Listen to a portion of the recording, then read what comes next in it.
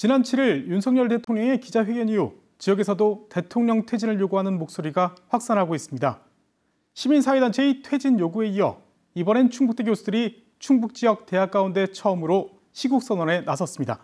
다른 대학들도 시국선언에 동참할 예정이어서 대통령 퇴진 요구는 더욱 거세질 전망입니다. 정재영 기자가 보도합니다. 공천 개입, 국정농단 등 각종 의혹이 쏟아지는 가운데 열린 이른바 끝장 기자회견. 윤석열 대통령은 진심 어린 사과의 말씀을 드린다며 고개를 숙이고도 끝내 무엇에 대한 사과인지 답하지 않았습니다. 김건희 여사의 국정 관여 여부와 인사, 선거 개입 논란에 대한 답변도 의혹 해소와는 거리가 멀었습니다. 대통령 부인이 대통령을 좀 도와서 어쨌든 선거도 좀 잘 치르고 국정도 남들한테 좀 욕 안 얻어먹고 좀 원만하게 잘 하기를 바라는 그런 일들을 국정농단이라고 그런다면은 그거는 국어사전을 좀 다시.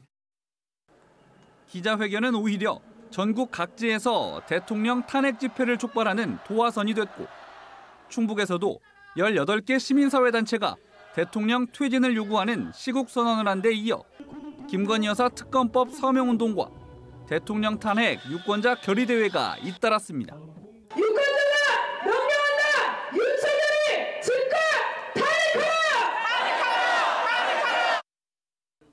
상황을 지켜보던 국립충북대 교수들도 더 이상 용납할 수 없다며 충북 소재대학 가운데 처음으로 시국선언에 동참했습니다.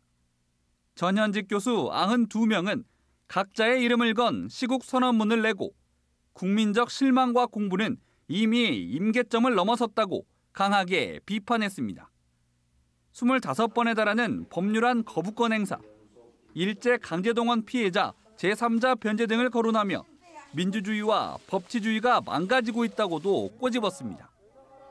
최상병 순직 사건과 김건희 여사 사건에 대한 특검법 수용, 검찰 개혁과 군사적 긴장 완화 등 3가지를 받아들이지 않으면 탄핵을 요구할 것이라고 경고했습니다. 2년 반을 우리가 봤는데 이거는 뭐 변화의 가능성이 없고 이러다가는 대한민국에서 큰 위기에 빠질 수도 있겠다라는 생각을 가지신 분들, 이거는 큰 대의에 동참하시는 분들의 이 서명을 하신 거다. 충북도 내 또 다른 4년제 대학 교수들도 시국선언을 준비하고 있고 몇몇 대학은 공동선언을 추진하고 있어 윤석열 정권의 퇴진을 요구하는 목소리는 더욱 거세질 전망입니다. MBC 뉴스 정재영입니다.